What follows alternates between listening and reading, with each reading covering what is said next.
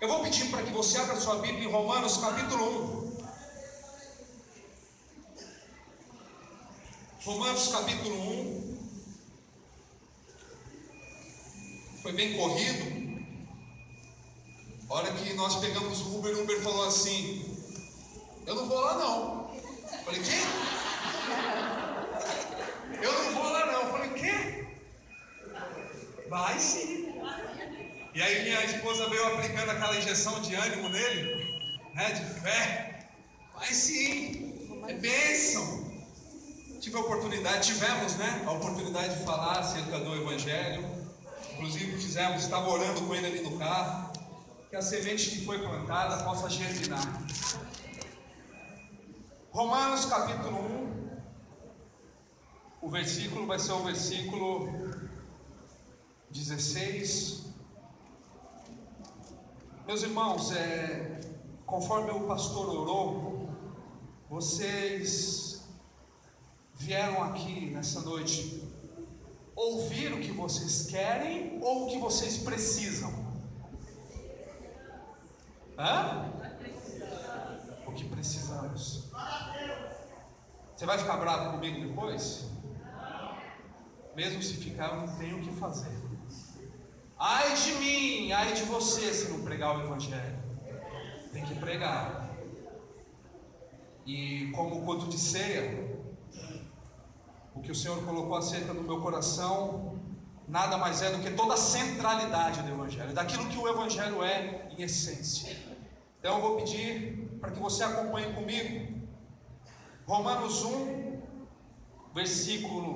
é o versículo 16, que diz assim: não me envergonho do Evangelho, porque é o poder de Deus para a salvação de todo aquele que crê, primeiro do judeu, depois do grego. Somente a parte A do versículo novamente: não me envergonho do Evangelho, porque é o poder de Deus para a salvação de todo aquele que crê. Amém? O Evangelho é o poder de Deus para a salvação de todo aquele que crê. O Evangelho é uma boa notícia. É uma boa notícia. Mas que notícia é essa? Se pegarmos os 4 evangelhos, Mateus, Marcos, Lucas e João, vai nos dizer, por exemplo, Mateus, que o Evangelho é a boa notícia do reino de Deus. A ênfase no Evangelho de Mateus é o fato de que o reino de Deus chegou, está próximo e é acessível. Já em Marcos, o Evangelho é o Evangelho de Cristo Jesus, é a boa notícia de Cristo Jesus, é o Evangelho de Deus. Em Lucas vai nos dizer que além de ser o Evangelho do reino de Cristo e de Deus, é também o Evangelho da paz, é o Evangelho da promessa, é o Evangelho da graça de Deus. Já em João não vai usar o termo Evangelho, porque ele não vai dizer que o Evangelho é sobre algo ou sobre alguém, mas João vai dizer que Jesus é o próprio Evangelho, que Jesus é a própria boa notícia encarnada, que Jesus é a palavra, o Logos, que Jesus é o Evangelho que se fez carne. Mas a boa notícia do Evangelho, ela está muito diferente de algo que nós estamos ouvindo. Muitos lugares, não vou atacar ninguém, não vou falar mal de ninguém, nós temos uma maneira de conseguirmos detectar as coisas, que é tão somente a palavra de Deus. Só que, infelizmente, existe uma estatística de que 100% das pessoas que entram anualmente numa igreja, apenas 20% dessas pessoas permanecem na igreja. Vamos supor que um ministério muito grande, ele recebe em torno de 100 mil pessoas por ano. Dessas 100 mil, apenas 20 mil permanecerão na igreja. Por quê? Porque os 80% não estão conseguindo permanecer, estão desviando, não estão consolidando. Um dos motivos para que isso ocorra é justamente o tipo de evangelho que estão pregando, é o tipo de mensagem que tem sido anunciada, é o tipo de evangelismo que andam fazendo. É um evangelho que é um evangelho humanista, é um evangelho carnal, é um evangelho egocêntrico, é um evangelho temporal, ou seja, um evangelho para aqui e agora, para as coisas da terra, trazer o céu na terra, materializando a fé apenas em coisas que são temporais, transitórias, passageiras, perecíveis. É uma mensagem que não trata daquilo que é atemporal, ou seja, não trata de algo eterno, além do tempo, do porvir. É um evangelho que é apenas uma mensagem de felicidade, uma mensagem de paz, apenas uma mensagem de um projeto maravilhoso, de sucesso financeiro, de vitória. É apenas uma mensagem para o aqui e agora, propagandas institucionais. Ei, venha, pare de sofrer, busque seu milagre agora. Eu sempre costumo dizer, pastor, se o senhor quiser aqui pessoas caindo aí da galeria, lotar, não caber mais pessoas nessa igreja aqui, coloque uma placa aí, uma faixa aí na frente, prometendo aquilo que Jesus não prometeu. Coloque expectativas nas pessoas que o evangelho não cria. Vai lotar, não vai caber gente aqui, não vai caber.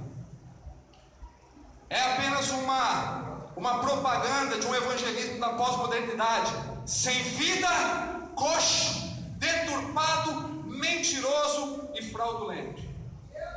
Você vai entender onde nós vamos chegar. Esse tipo de evangelho, ele não gera transformação. Não tem como a pessoa ser transformada na totalidade por conta desse tipo de evangelho, desse tipo de mensagem. Gálatas 1:8, Paulo diz: ainda que nós mesmos, nós quem? Os discípulos, os apóstolos, ele, o próprio Paulo, ou um anjo do céu, ele não fala um demônio, anjo caído, vos anuncio outro evangelho, além desse que vos tenho anunciado, que seja anátema, que seja amaldiçoado. Meus irmãos, esses outros evangelhos que estão pregando por aí não podem ser recebidos, não podem ser aceitos. E aí Satanás, ele usa uma arma diabólica chamada teologia da prosperidade, que vai medir a fé da pessoa, aferir a espiritualidade através da conta bancária. Vão dizer que Deus é contigo se você tiver muito dinheiro só.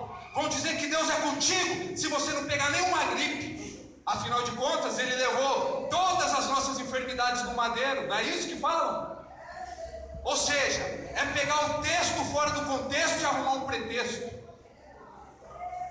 Esses evangelhos têm deixado muita gente frustrada. Nós estamos em ano de eleição, e o que mais nós ouvimos é o quê? São promessas e promessas enganosas. Não é isso? Bruno, você está querendo dizer então que Deus não cura, que Deus não prospera, que Deus não faz milagre? Não disse nada disso.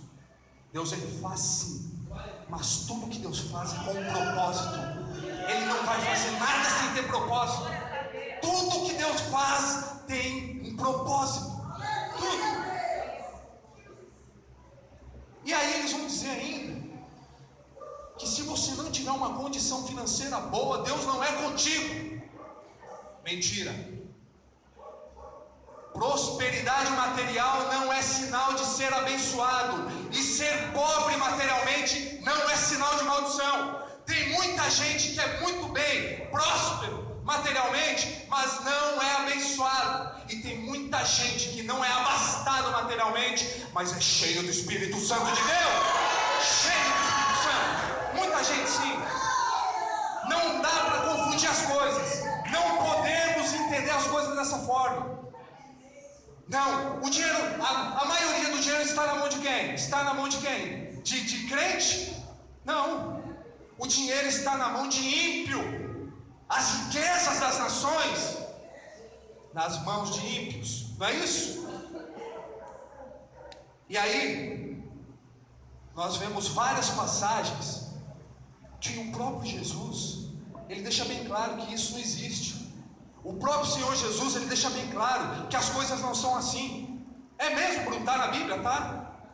Mateus capítulo 6, abre sua Bíblia. Mateus 6, a partir do versículo 19. Mateus 6, a partir do 19.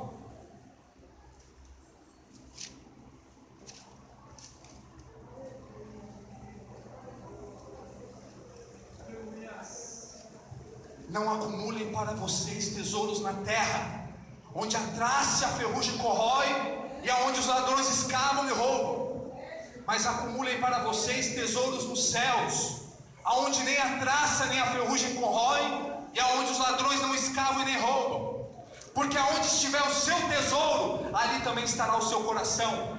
Não é isso? Os olhos são a lâmpada do corpo. Se os seus olhos forem bons, todo o seu corpo será luminoso. Mas se seus olhos forem maus, todo o seu corpo estará em trevas.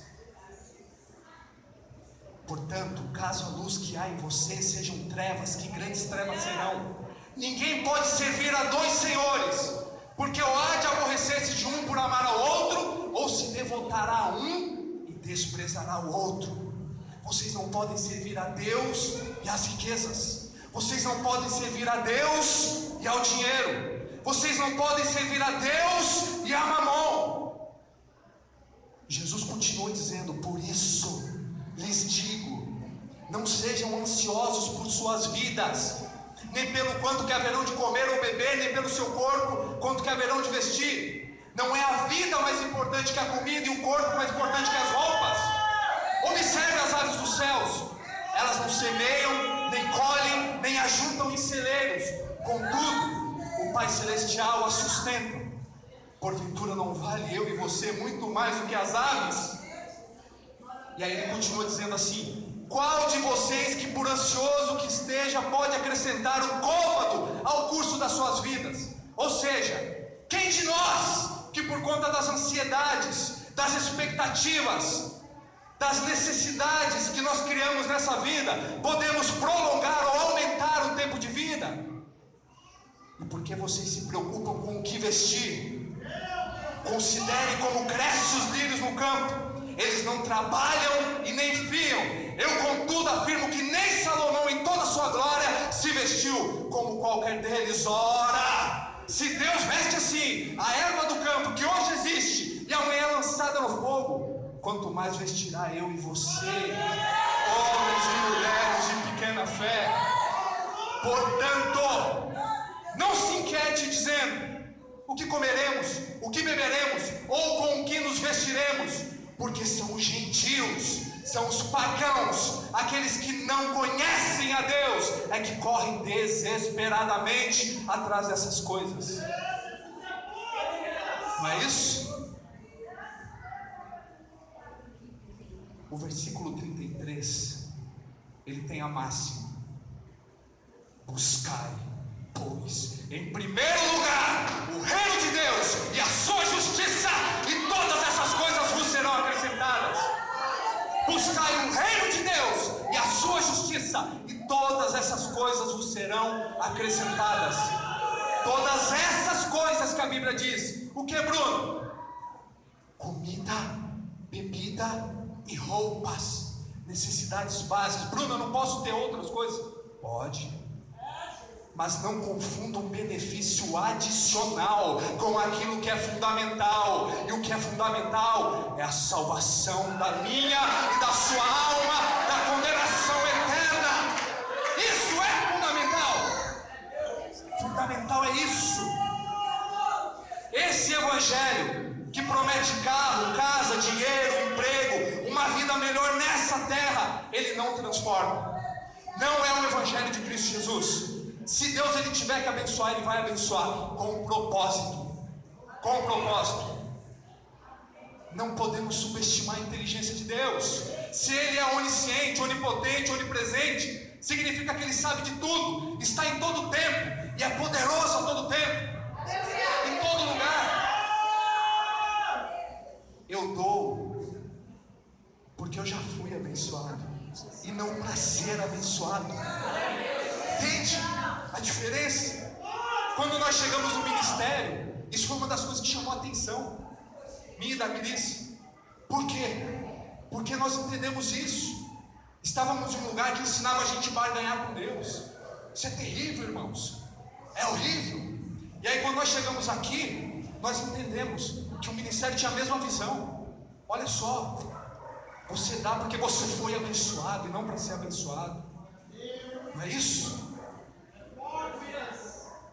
Esse evangelho que andam pregando não tem transformação, porque não é o evangelho de Cristo Jesus.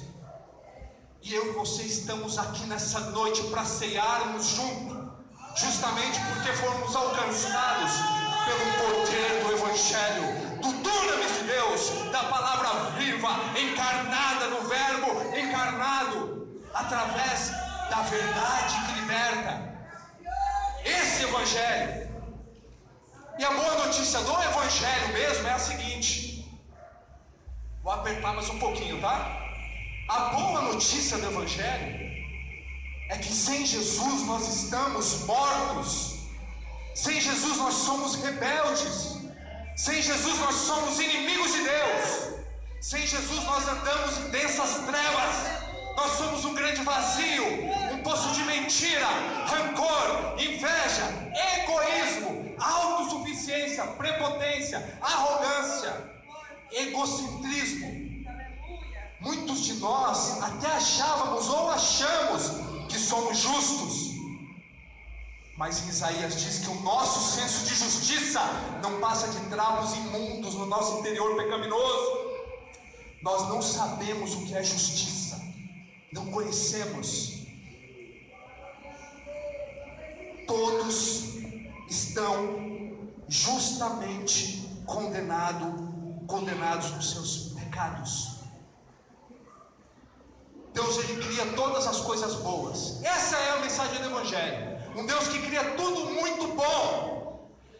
E dentro dessa bondade, porque Deus é amor, e o amor Ele dá o direito de escolha para o outro, Ele dá a possibilidade para que os nossos pais, que representaram a nós, Adão e Eva, eles tiveram a possibilidade de não errar. E Deus, Ele colocou eles no jardim e disse o quê? Pode comer de tudo menos o fruto proibido, não é isso? Eles comeram. E ainda tem aqueles que dizem assim: eu não faria. Faria sim. Eu faria sim. Você também faria. Sabe por quê? A vontade de Deus, ela é boa, perfeita e ela é boa. Então significa que o próprio Deus colocou pessoas para nos representar lá. Não é isso? E se Ele colocou, eles nos representaram. E a partir daí, da desobediência, o maior desastre da história da humanidade ocorre, que é a entrada do pecado, através da desobediência de Adão e Eva. E a minha, a sua natureza é pecaminosa, a natureza espiritual. Nós somos pecadores. O mundo tem que saber disso, sabe por quê? Porque Romanos 3:23 diz que todos pecaram e estão destituídos da glória de Deus, não é isso? Ezequiel 14, versículo 4 diz o quê? 18:4 diz o quê? A alma que pecar, essa morrerá. Romanos 6:23, porque o salário do pecado é? Que morte é essa? Física? Agora é o ponto.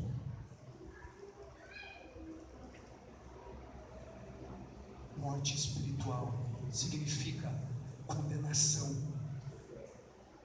Só que é um lugar que infelizmente tem sido negligenciado por esses outros evangelhos, que se chama inferno. Ele é real. E a gente precisa entender isso, precisa lembrar isso, inclusive num culto de ceia, porque nós vamos chegar lá, vai afunilando o negócio, a gente vai entender.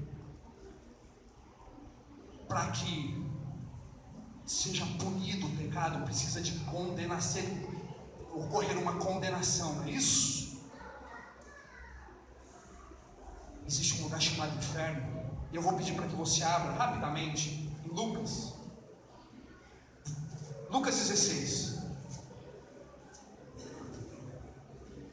versículo 19 diz assim, Lucas 16, versículo 19: havia um homem rico que se vestia de púrpura e de linho fino e vivia no luxo todos os dias. Diante do seu portão fora deixado um mendigo chamado Lázaro, coberto de chagas, de feridas. Este ansiava comer o que caía da mesa do rico, até os cães vinham lamber as suas feridas. Chegou o dia em que o mendigo morreu, e os anjos o levaram para junto de Abraão. O rico também morreu e foi sepultado. No Hades, no inferno, onde estava sendo atormentado, ele olhou para cima e viu Abraão de longe com Lázaro ao seu lado. Versículo 24: então chamou-o: pai Abraão, tem misericórdia de mim, e manda que Lázaro molhe a ponta do dedo na água e refresque a minha língua, porque eu estou sofrendo muito neste fogo. Olha só, nem no inferno ele deixou de ser arrogante, né? Falando para manda, né? Está dando ordem, nem no inferno ele deixa de ser arrogante. Mas Abraão respondeu: filho, lembre-se de que durante sua vida você recebeu coisas boas, enquanto Lázaro recebeu coisas más. Agora, porém, ele está sendo consolado aqui, e você está em sofrimento. E além disso, entre vocês e nós há um grande abismo, de forma que os que desejam passar do nosso lado para o seu, ou do seu para o nosso lado, não vão conseguir, não conseguem. Ele respondeu: então te suplico, pai, manda Lázaro ir à casa de meu pai, pois tenho 5 irmãos. Deixa que ele os avise, a fim de que eles não venham para cá, para este lugar de tormento, que eles não venham para o inferno. Olha só o pedido dele. Abraão respondeu: eles têm Moisés e os profetas que os ouçam. Não, pai Abraão, disse ele, mas se alguém dentre os mortos fosse até eles se arrependeriam. Abraão respondeu: se não ouvem a Moisés e aos profetas, tampouco se deixarão convencer, ainda que ressuscite alguém dentre os mortos. Se não estão ouvindo a palavra sendo pregada agora, você que é profeta, você que prega, anuncia, evangeliza, você que é líder, se não estão ouvindo, não adianta ressuscitar ninguém, não adianta aparecer um anjo, não. Isso aqui é um lugar chamado inferno, meus irmãos. Por ano, tá? Por ano, existe uma média de 45 a 50 milhões de pessoas que morrem por ano. A estatística ela é de 102 pessoas por minuto. Nós temos 6.120 pessoas por hora e 146.800 pessoas morrem por dia. Se você quiser ver isso com mais propriedade, coloca assim, estatística de população, quantas pessoas morrem por dia. Existe um site que ele vai passando isso em tempo real. Ele vai mostrando para você, é um banco de dados que vai te mostrar. Esses dados aqui, eles aumentam quando existem catástrofes naturais, guerras, enfim.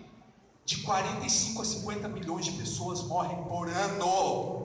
Quantas dessas pessoas, a cada minuto, 102 pessoas morrem por minuto. Cada minuto que eu estou aqui, quantas pessoas entraram no inferno agora? Estão lá agora. E eu estou preocupado com o meu bem-estar, com o meu carro, com a minha casa, com as minhas roupas. Quantas pessoas estão sendo agora atormentadas? Estão em sofrimentos que não dá para descrever, não dá para dizer. Nós não estamos falando de um lugar aonde o tempo passa, até porque lá não existe noção de tempo, é eterno. A Bíblia chega a dizer, e pasme você, sabe quem mais? Esse barulhinho não é nada num lugar desse, nada. Imagine só que quem mais falou de inferno foi o nosso Senhor e Salvador Jesus, você acredita? Ele falou mais de inferno do que de céu. Por que será, meus irmãos? Mateus 25, 41. Então dirá também aos que estiverem à sua esquerda: apartai-vos de mim, malditos, para o fogo eterno, preparado para o diabo e seus anjos. Mateus 3, 12. Em sua mão tem a pá e limpará só ele, e recolherá no celeiro o seu trigo, e queimará a palha com fogo que nunca se apagará. Marcos 9,43, para o inferno, para o fogo que nunca se apaga, onde o seu bicho não morre e o fogo nunca se apaga. Aqui, nessa passagem aqui, Jesus ele está com os discípulos e ele se refere ao vale de Inom. Era um lixão que ficava fora de Jerusalém, e esse lugar, esse lixo, era depositado cadáveres nesse lugar, cadáveres de bicho, cadáveres humanos, lixo. E tinha um fogo que consumia 24 horas ali.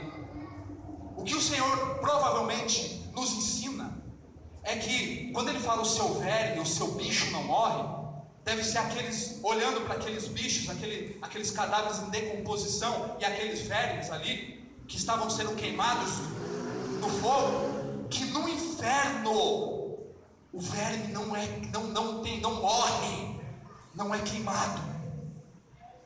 É um lugar que o fogo nunca se apaga. Não é um fogo fato, passageiro.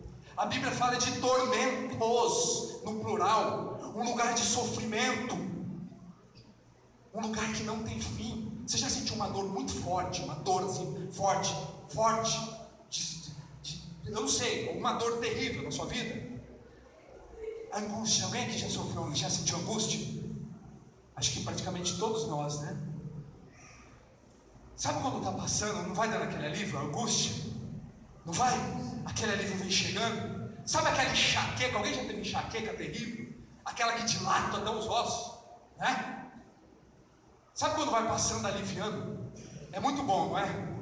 Uma fratura quando quebra, é terrível a dor. Mas depois vai aliviando. No inferno, isso não passa, a angústia não passa. O sofrimento não passa, não tem fim, não tem fim. E o pior, sabe o que é? O pior é que é um lugar de consciência. Bruno, é uma parábola. Primeiro que quando a gente vê aqui pela Bíblia, nos originais, ela não tem nada descrevendo que é uma parábola. Até porque muitos estudiosos acreditam que não é uma parábola. Por quê? Porque todas as parábolas de Jesus, ele não cita nome de pessoas. Essa é a única que tem nome, já começa por aí. Mas mesmo que fosse uma parábola, a verdade incutida nela não deixaria de ser verdade. Ela está ali. O inferno, ele não tem dia para acabar. Porque lembra da segunda morte? O lago de fogo, lembra? É um lugar, meus irmãos, que a pessoa, a alma, ela sobrevive e permanece em estado inteligente e consciente. Não existe aniquilacionismo da alma. O que é isso, Bruno? Algumas seitas e alguns grupos sectários, algumas religiões pregam que aquele que é salvo, e o que não é, a alma faz assim, ó, vira poeira. Não existe reencarnação. O ato de um espírito, uma alma, voltar sucessivamente em vários corpos, buscando uma suposta evolução. Não existe isso. Hebreus 9:27. Cabe ao homem morrer apenas uma só vez, e depois disso vir o quê? O juízo. Não existe universalismo. Todo mundo vai ser salvo. Não.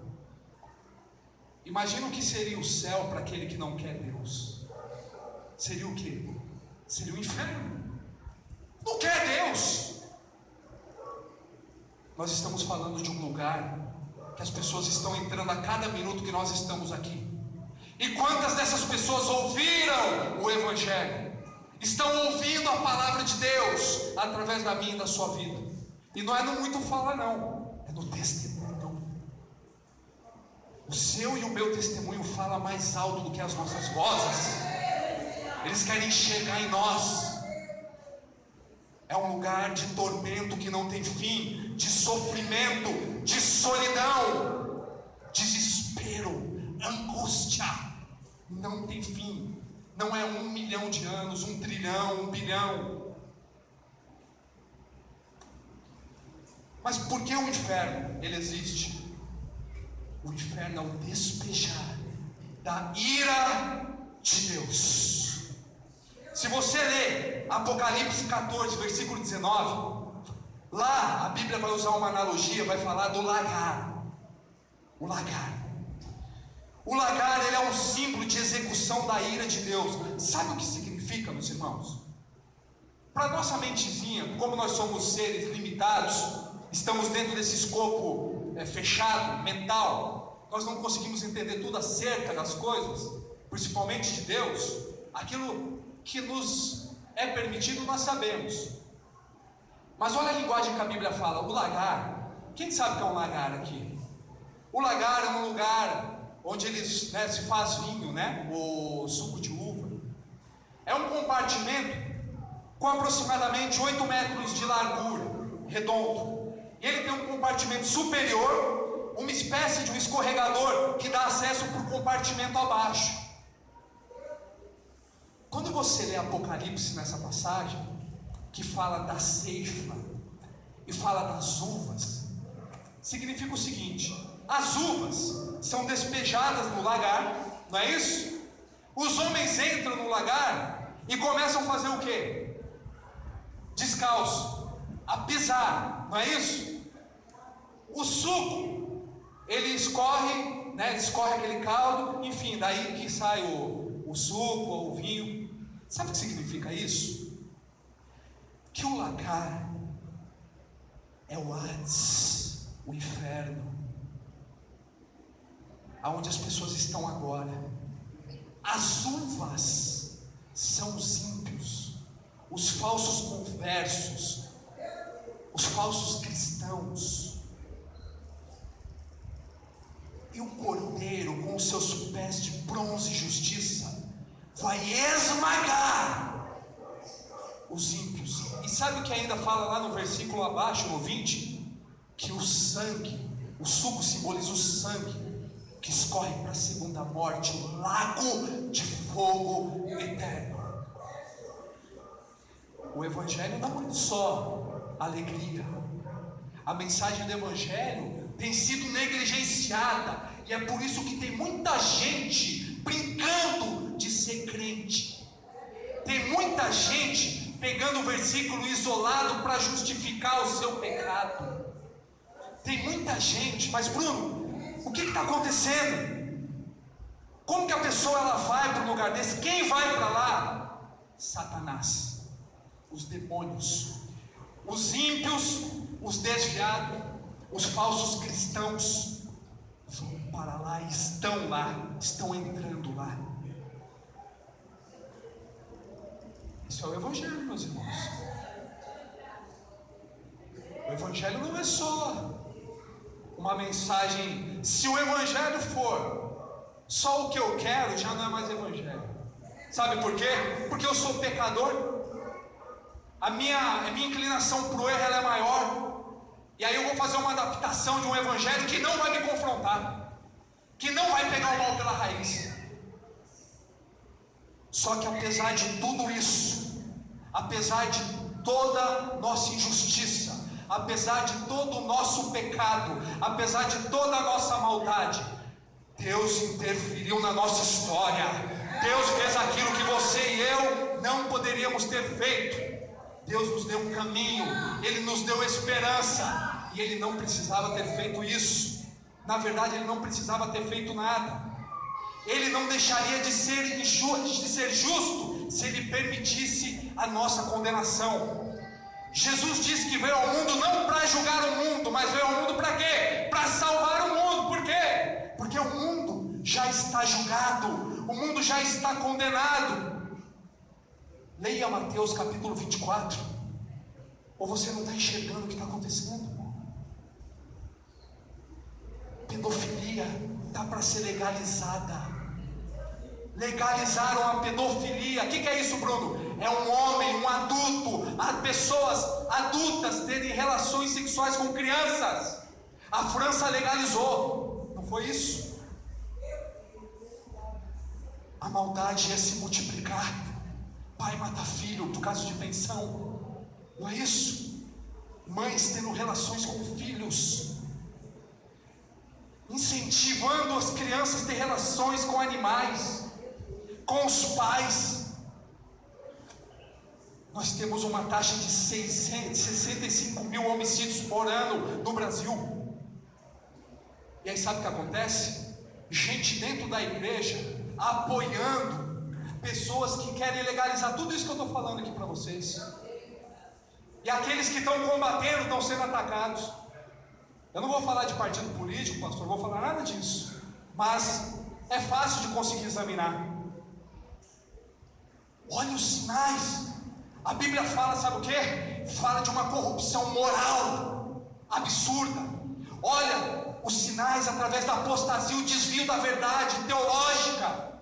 Olha o tanto de mentira, de heresia, de seita, de grupos que existem. Fala também de toda uma transformação do cosmos, da natureza. É como se fosse uma onda gigantesca, um tsunami está vindo. E sabe quem está avisando? Quem são os bombeiros? Os profetas de Deus. Quem prega o Evangelho? Você que tem sido levantado e levantada para quê? Para anunciar a verdade. E a onda está vindo, ela está varrendo. E aí a galera, o povo está vivendo, sabe como? Jogando o frescobola na praia. Deixa a vida me levar, né? Assim, vida leva eu. E a onda está vindo.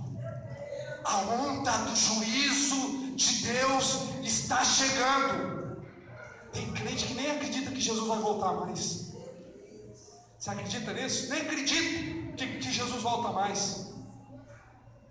Pastor, como está o tempo? Deu tempo? Está acabando já. Meus irmãos, é muito sério. Nós estamos vivendo um tempo terrível. A gente precisa entender que tem que sair da bolha do Evangelho, sair da casca, sair de dentro da bolha e anunciar o Evangelho. Tem muita gente que não foi alcançada ainda, e é no seu campo missionário. Aonde, Bruno? Na sua casa, na sua família, no seu trabalho, na sua faculdade, na sua escola, em lugares que somente você vai alcançar. O pastor não alcança, o líder não alcança, ninguém alcança, apenas você.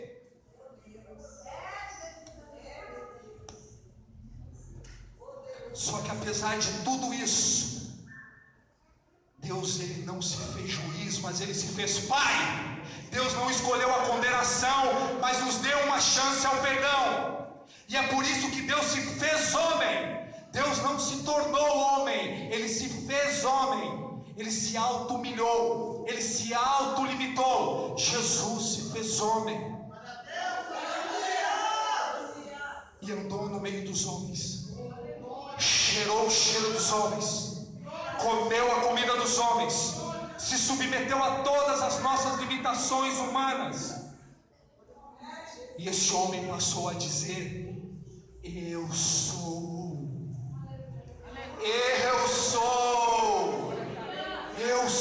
o bom pastor, eu sou a videira, eu sou a ressurreição e a vida, eu sou a porta, eu sou o pão da vida, eu sou a luz do mundo.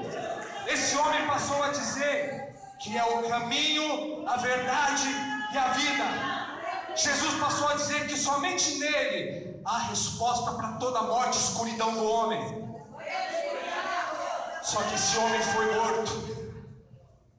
Ele foi morto. E é por isso que eu e você estamos aqui.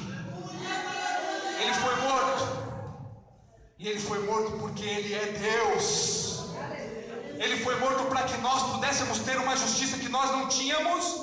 Ele foi morto para que ninguém pudesse acusar a Deus de ser injusto por não punir a injustiça. E ele foi morto para que nós pudéssemos amá-lo ao percebermos que ele nos amava. Só que esse homem Deus ressuscitou. Esse homem Deus subiu para reinar em glória e em justiça à sua destra. E esse homem Deus nos chama. Ele chama você. Ele nos chama para o arrependimento e para a fé.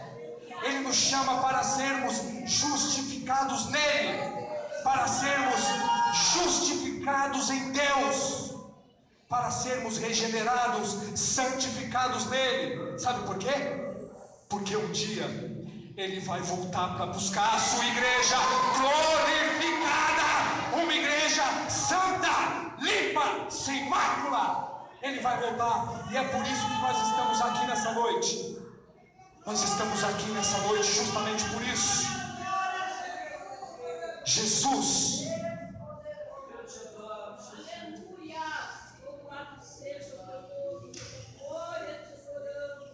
o juízo não chegou ainda. O mais triste,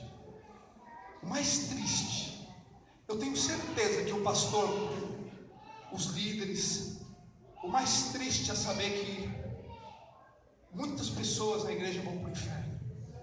Nós não vamos dar destino para ninguém aqui, tá, irmão? Ninguém está julgando aqui, não. Não é dar destino para ninguém, não. Não faça isso. Não temos o direito de dar destino para a alma de ninguém. Mas muita gente vai para o inferno. Vai. Só que o juízo ainda não chegou. E você tem hoje, nessa noite, a possibilidade de se arrepender dos seus pecados. Você tem a possibilidade de olhar para a cruz e lembrar, através desse símbolo aqui, o pão que representa o corpo de Jesus, que foi moído, dilacerado naquela cruz, para que pudéssemos ser perdoados dos nossos pecados. Ele teve a sua carne rasgada, dilacerada. O sangue de Jesus foi derramado no meu e no seu lugar, representando a nova aliança de Deus. Nessa noite, nós temos a possibilidade de nos arrependermos dos nossos pecados, entregarmos as nossas vidas para Deus, compreendermos e deixarmos a nossa autossuficiência. As minhas obras não vão me salvar. O meu conhecimento não me salva. Não é diploma, não é trabalho, não é casa, não é nada que vem de mim. Eu preciso me lançar diante da cruz, olhar para o alvo, com os olhos fixos e fitos na cruz de Jesus. E estou aqui, eis-me aqui, Senhor. Sou um pobre pecador e necessito de graça, de arrependimento, Deus. Oh, Senhor, o Senhor está aqui nessa noite dando oportunidade para você. Renove os votos, volte para Deus, faça isso. Hoje é noite de festa, sim, mas essa festa só pode ser comemorada quando eu passar por essa mesa, quando eu entender que eu preciso me arrepender dos meus pecados, abandonar toda a minha maldade, toda a minha imundícia, toda a minha autossuficiência. Bruno, tem jeito para mim? Tem sim. Tem jeito para você sim. Mas eu sou o pior dos pecadores. Ele fala para você sim. Há esperança para você. Há esperança para todo aquele que crê. Há esperança para todo aquele que ouve as palavras de Deus. Porque não existe distância que Deus não vá alcançar. Não existe pecado sujo demais que Ele não possa lavar. Não existe condenação, que não existe nada que Ele não possa, não existe pecado que Ele não possa desfazer.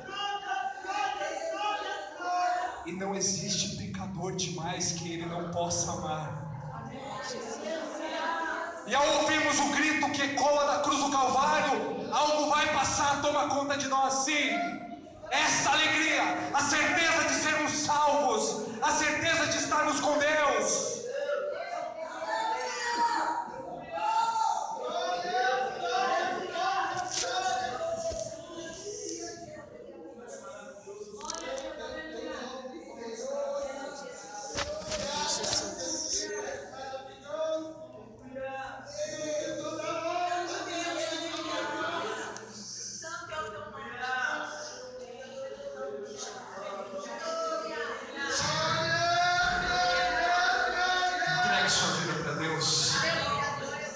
Hoje é noite disso.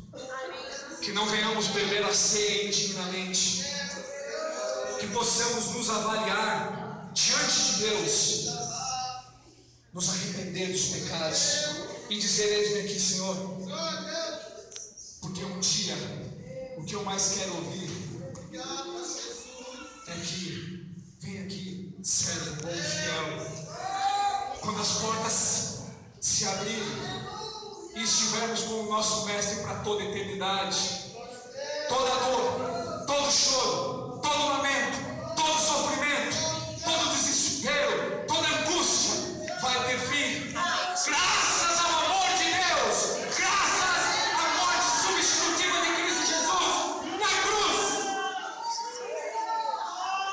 Deus abençoe grandemente cada um dos irmãos, que possamos compreender a urgência do Evangelho.